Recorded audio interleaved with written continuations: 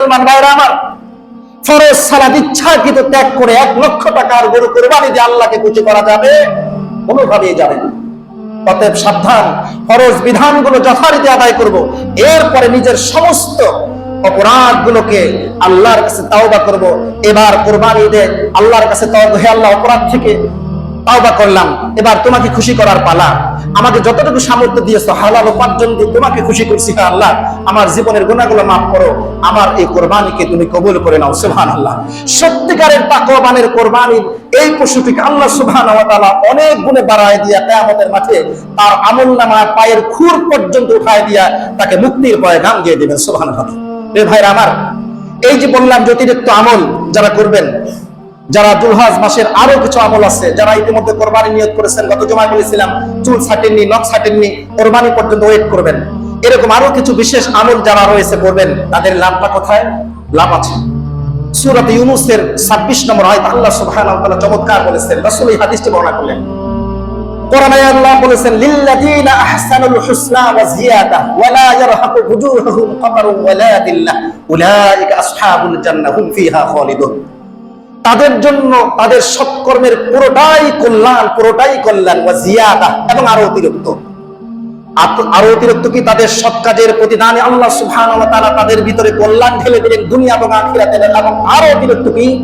সহিহুল বুখারীতে রাসূল এই আয়াত তেলাওয়াত করার পরে একটি হাদিস বর্ণনা করে বললেন, ইযা দাখালা আহলুল জান্নাতিল জান্নাহ, যখন দুনিয়ায় সামান্য সময় কষ্ট করার বিনিময়ে আখিরাতে আল্লাহ মুমিন মুসলমানকে জান্নাত দিয়ে দিবেন।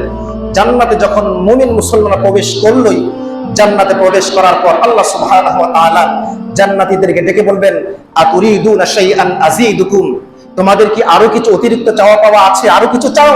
জান্নাতের এমন অকল্পনীয় নাজ নিয়ামত অবলোকন করে আশ্চর্য হয়ে বলবে, এর চেয়েও কি আরো কিছু অতিরিক্ত আছে?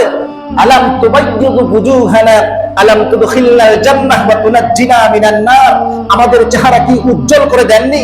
আমাদের কি জান্নাতে প্রবেশ করাননি? আমাদের কি জাহান্নামের পৈশাচিক নৃশংস আগুন থেকে মুক্ত করে দেননি? এরপরেও কি আরো কিছু থাকতে পারে? বলে সব পেয়েছি। রাসূল বলেন, ফায়াকশিফুল হিজাব, সাথে সাথে আল্লাহ সুবহানাহু ওয়া তাআলা তার আরশে আজিম থেকে জান্নাতীদের সামনের নূরের পর্দাকে উঠাই দিলেন। ফায়াকশিফুল হিজাব, উন্মুক্ত হয়ে যাবে স্রষ্টা আর বান্দার এই মিলন মেলায়। রাসূল বলেছেন, ফালা উহকু আহাব্বু ইলাইহিম মিনান নাযরি, এই মুমিন মুসলমানের জীবনে এর চেয়ে শ্রেষ্ঠতর সময় আর দুনিয়া আখিরাতে কখনো আসেনি। সুবহানাল্লাহ। সেই মুহূর্ত, সেই সময় কেমন? রাসূল আয়াত তেলাওয়াত করে বা তাআলা রাসূলুল্লাহ সাল্লাল্লাহু আলাইহি ওয়াসাল্লাম রাসূল তেলাওয়াত করলেন সূরা ইউনূসের 26 নম্বর আয়াত, বলছেন, যারা সৎকর্ম করলো তার প্রতিদান তো পেলই, ওয়া জিয়াদা, অতিরিক্ত পেল। অতিরিক্ত আল্লাহর সাথে সেদিন তার মুলাকাত আর সাক্ষাৎ। আল্লাহ সুবহানাহু ওয়া তাআলা আমাদের শানে কবুল করে বলে আমিন। যারা কুরবানি দেওয়ার ইচ্ছা পোষণ করেছি, কুরবানিটি হালাল উপার্জন হতে হবে, সেই সাথে এর বাইরেও কিছু মাসআলা রয়েছে। যারা ভাগে দিতে চান, ভাগের অংশীদার যারা, তাদের ইন্টেনশন, তাদের নিয়ার উপরে নজর রাখবেন। সেই সাথে অবশ্যই কুরবানিটি শুধুমাত্র কেবলমাত্র আল্লাহর উদ্দেশ্যের জন্য হয়, সন্তুষ্টি, এদিকে খেয়াল রাখবো। যারা সিয়াম পালন করবেন, আরাফার সিয়াম সংক্রান্ত কোনো প্রশ্ন জানার প্রয়োজন থাকলে সালাতের পর ইনশাআল্লাহ আমাকে করতে পারেন। ইনশাআল্লাহ সময় যেহেতু নাই, এখানে শেষ করি। আসসালামু আলাইকুম ওয়া রাহমাতুল্লাহি ওয়া বারাকাতুহু।